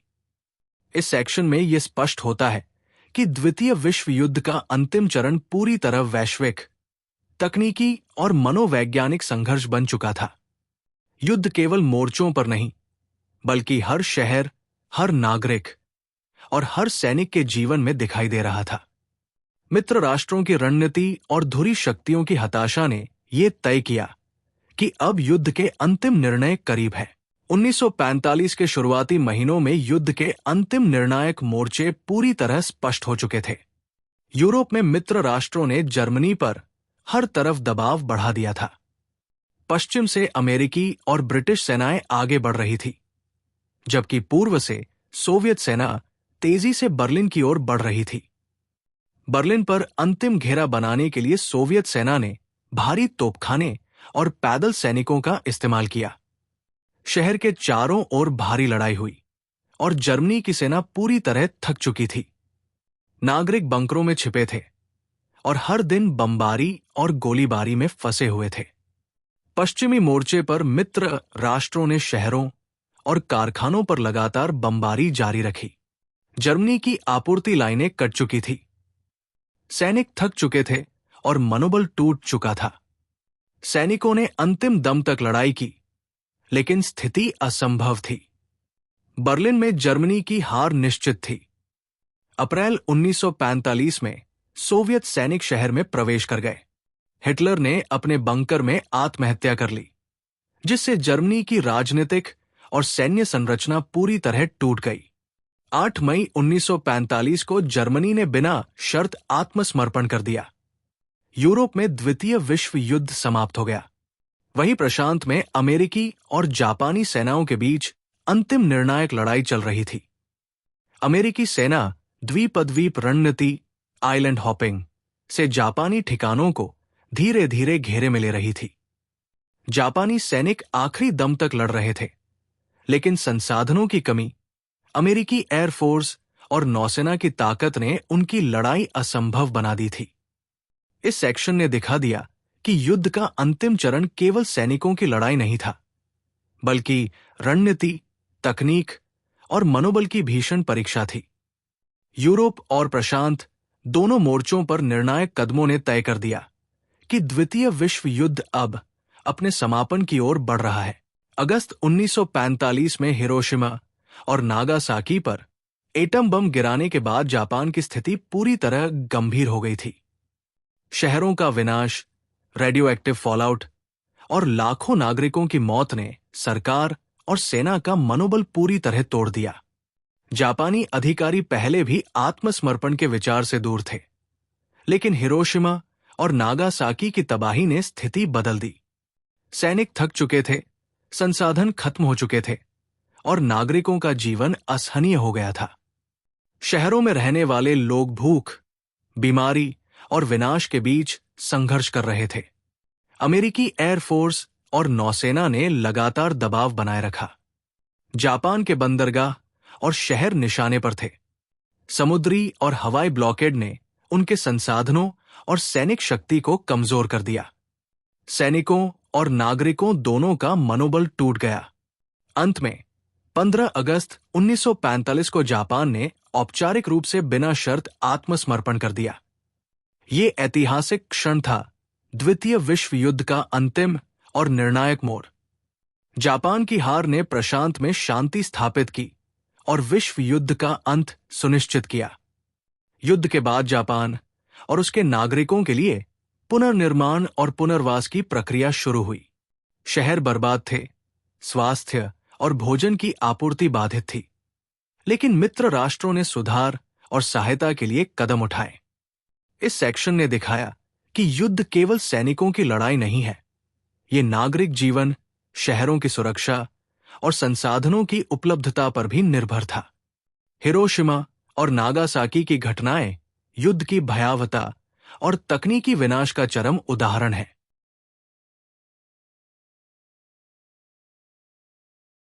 द्वितीय विश्व युद्ध के समाप्त होने के बाद यूरोप और एशिया में पुनर्निर्माण का काम शुरू हुआ। शहरों और गांवों का बर्बादी का दृश्य, ध्वस्त कारखाने, टूटी हुई रेल लाइनें और खाली सड़कें अब रोजमर्रा की हकीकत बन चुकी थी। लाखों लोग शरणार्थी बन गए थे, जिनमें सैनिक, महिलाएं, बच्चे और बुजुर्ग शामिल थे। युद्ध के दौरान लाखों लोगों ने अपने परिवार और घर खो दिए थे। यूरोप में जर्मनी और पोलैंड के शहर बुरी तरह तबाह थे। ब्रिटेन और फ्रांस ने युद्ध के बाद अपने शहरों और अर्थव्यवस्था को पुनर्जीवित करने की कोशिश शुरू की। मार्शल प्लान के तहत आर्थिक और औद्योगिक पुनर्निर्माण पर जोर दिया गया। एशिया में जापान, चीन और फिलीपींस ने युद्ध के विनाश से उबरने के लिए लंबी और कठिन यात्रा शुरू की। हिरोशिमा और नागासाकी में बचे लोग रेडियो एक्टिव विकिरण और भूखमरी से जूझ रहे थे।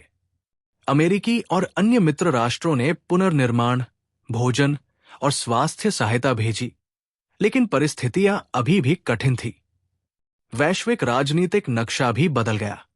संयुक्त राष्ट्र की स्थापना हुई ताकि भविष्य में किसी भी महायुद्ध को रोका जा सके। अमेरिका और सोवियत संघ नई वैश्विक शक्ति बनकर उभरे। यूरोप और एशिया में नए राजनीतिक गठबंधनों और समझौतों की प्रक्रिया शुरू हुई।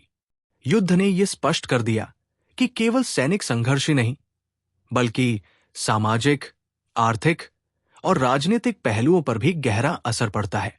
नागरिक जीवन, अर्थव्यवस्था और भविष्य की पीढ़ियां युद्ध से सबसे ज्यादा प्रभावित हुई। युद्ध के बाद सैनिकों और नागरिकों का जीवन एक नया मोड़ ले चुका था। सैनिक जिन्होंने मोर्चों पर महीनों या वर्षों तक लड़ाई लड़ी थी, अब घर लौट रहे थे, लेकिन उनके साथ केवल जीत की खुशी नहीं, बल्कि गहरी चोटें और मानसिक जख्म भी थे। पीटीएसडी, युद्ध की यादें, साथी सैनिकों की मौत और भयावह अनुभव उनके दिमाग पर छाप छोड़ चुके थे। नागरिक जीवन भी पूरी तरह प्रभावित हुआ। युद्ध के दौरान घर, स्कूल और अस्पताल बर्बाद हो चुके थे। लोगों को खाद्य और पानी की कमी का सामना करना पड़ रहा था। बच्चों और युवाओं का बचपन समाप्त हो गया था। उनके लिए खेल, पढ़ाई और सामान्य जीवन केवल यादें बनकर रह गए। महिलाओं ने युद्ध में जो भूमिकाएं निभाई थी, जैसे फैक्ट्रियों में काम करना, घायलों की देखभाल और प्रशासनिक जिम्मेदारियां, अब सामाजिक जीवन में नया स्थान बना रही थी। कई महिलाएं आर्थिक रूप से आत्मनिर्भर बनी और समाज में उनका महत्व बढ़ा।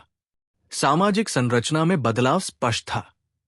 युद्ध ने समुदायों को तोड़ दिया था, लेकिन कई जगहों पर लोग एक दूसरे की मदद कर रहे थे। शरणार्थी शिविर, आपदा प्रबंधन और राहत कार्य अब सामान्य जीवन का हिस्सा बन गए। युद्ध के मानसिक और सामाजिक प्रभाव दीर्घकालिक थे। लाखों लोग शारीरिक और मानसिक रूप से घायल रहे। बच्चों और युवाओं की नई पीढ़ी को युद्ध की भयावहता और असुरक्षा का अनुभव हुआ। यह दिखाता है कि द्वितीय विश्व युद्ध केवल लड़ाई और हथियारों तक सीमित नहीं था, बल्कि पूरे समाज, परिवार और मानसिक स्वास्थ्य पर गहरा असर डालता है। द्वितीय विश्व युद्ध के बाद राजनीतिक बदलाव और वैश्विक शक्ति संतुलन पूरी तरह बदल गया। यूरोप और एशिया के देशों में युद्ध के विनाश ने नई नीतियों और गठबंधनों की आवश्यकता पैदा की। सबसे बड़ा बदलाव ये था कि अमेरिका और सोवियत संघ अब दुनिया की प्रमुख शक्तियां बनकर उभरे। संयुक्त राष्ट्र की स्थापना इसी संदर्भ में हुई। इसका उद्देश्य था भविष्य में किसी भी महायुद्ध को रोकना और विश्व शांति बनाए रखना। नीतिगत रूप से युद्ध ने यह दिखाया कि केवल सैन्य शक्ति ही नहीं बल्कि अंतर्राष्ट्रीय सहयोग और कूटनीति भी जरूरी है। युद्ध के दौरान कमजोर हुए देशों में राजनीतिक अस्थिरता बढ़ी। जर्मनी, इटली और जापान में राजनीतिक संरचना पूरी तरह बदल गई। जर्मनी को दो हिस्सों में बांटा गया, पश्चिमी क्षेत्र मित्र राष्ट्रों के नियंत्रण में और पूर्वी क्षेत्र सोवियत संघ के प्रभाव में। जापान में अमेरिकी प्रशासन ने सुधार, शिक्षा और आर्थिक पुनर्निर्माण शुरू किया। एशिया और अफ्रीका में भी नए राष्ट्रवाद और स्वतंत्रता आंदोलनों को बढ़ावा मिला। युद्ध ने उपनिवेशों में सामाजिक और राजनीतिक चेतना को जागृत किया। कई देशों ने स्वतंत्रता पाने के लिए लंबी और कठिन लड़ाई शुरू की। युद्ध ने यह स्पष्ट कर दिया कि वैश्विक शक्ति संतुलन अब केवल क्षेत्रीय नहीं रहा।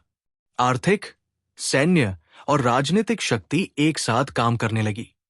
हथियारों की तकनीक, सेना की ताकत और कूटनीति मिलकर तय करती थी कि कौन वैश्विक नेतृत्व में आगे रहेगा।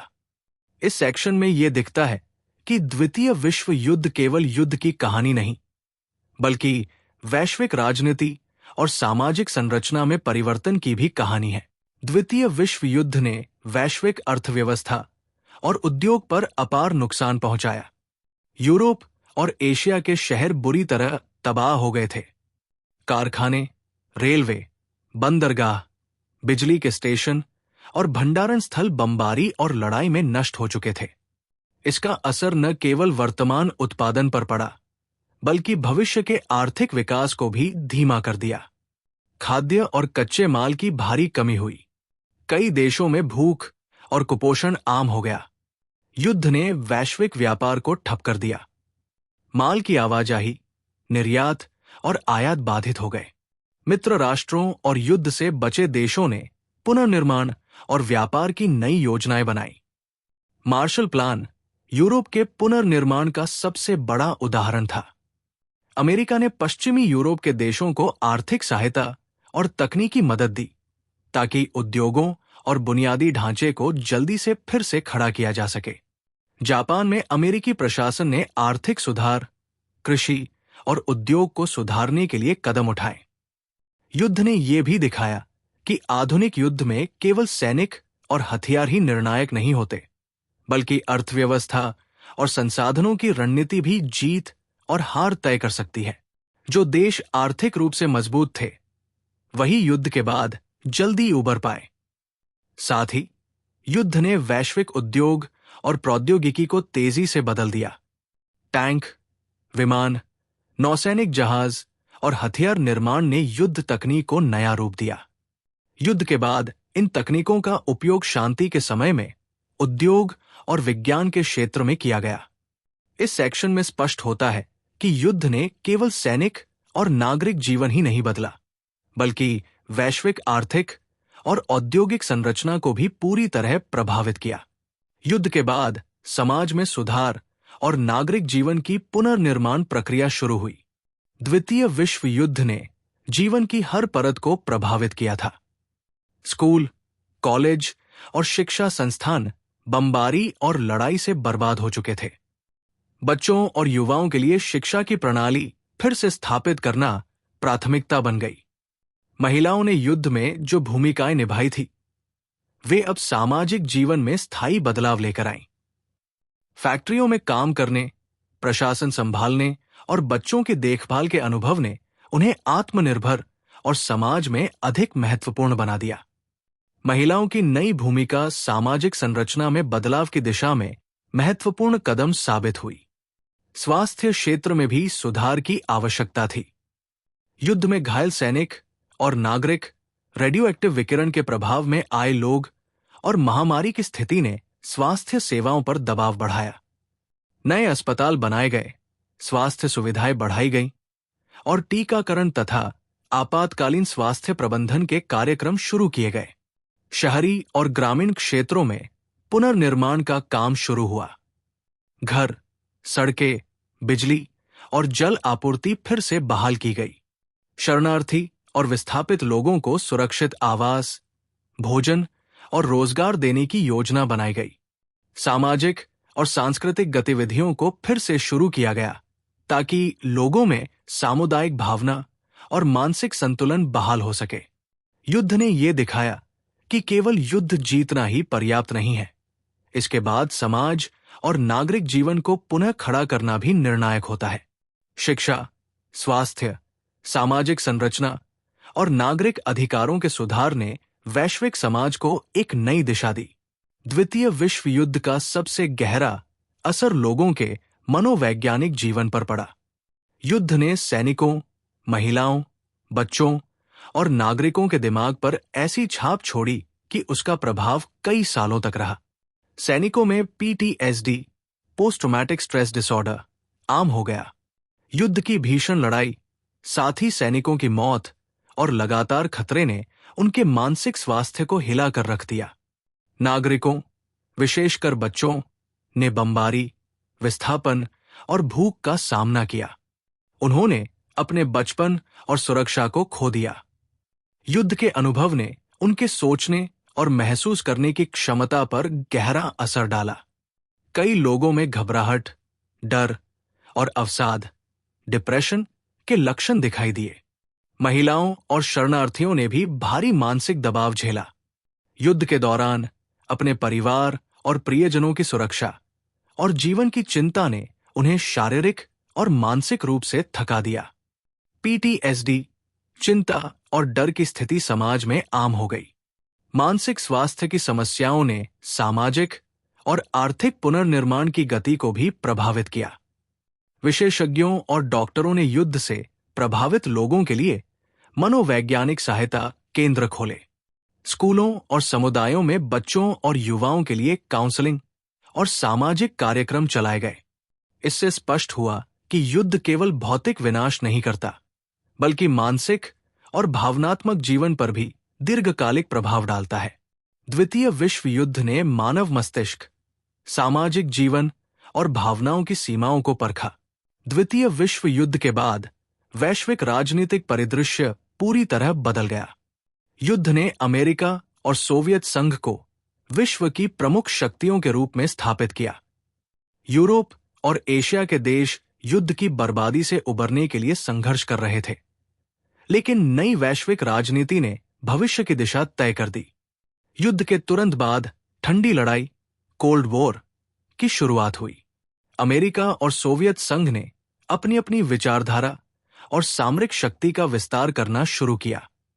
जर्मनी को दो हिस्सों में विभाजित किया गया। पश्चिमी जर्मनी मित्र राष्ट्रों के नियंत्रण में और पूर्वी जर्मनी सोवियत संघ के प्रभाव में। जापान में अमेरिकी प्रशासन ने लोकतांत्रिक सुधार, शिक्षा और उद्योग को विकसित किया। संयुक्त राष्ट्र की स्थापना युद्ध के बाद का सबसे महत्वपूर्ण वैश्विक कदम थी। इसका उद्देश्य था कि भविष्य में किसी भी महायुद्ध को रोका जा सके और अंतर्राष्ट्रीय विवादों का शांतिपूर्ण समाधान किया जा सके। आर्थिक और राजनीतिक गठबंधनों ने नए विश्व संतुलन को मजबूती दी। युद्ध के सामाजिक और आर्थिक प्रभाव भी वैश्विक राजनीति को प्रभावित कर रहे थे।